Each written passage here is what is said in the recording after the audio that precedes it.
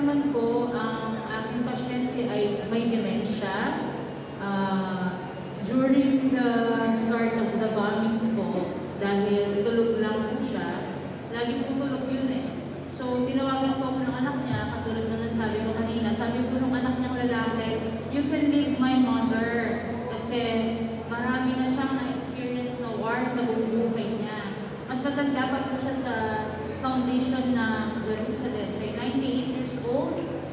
I was living with a good family. Kung ang maximum po ng sweldo ng mga caregivers, binibigay ko sa mga kasama ko, ako po, lahat ng hinihiling ko, more than that pa po, ganun po kabuti ang pamilya. Pero nung time na po naalis ako, napansin po niya kasi I have to clean the room para sa next na caregiver na papalit sa akin.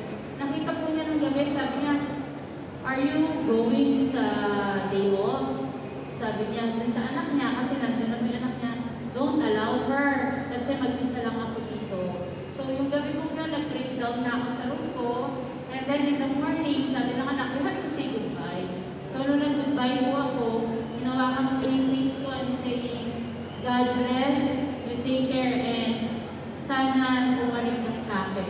Yung last word niya. So, I don't know if I'm gonna see her again, kasi po, kaming mga umalis na doon ay hindi na makakapagtrabaho ulit.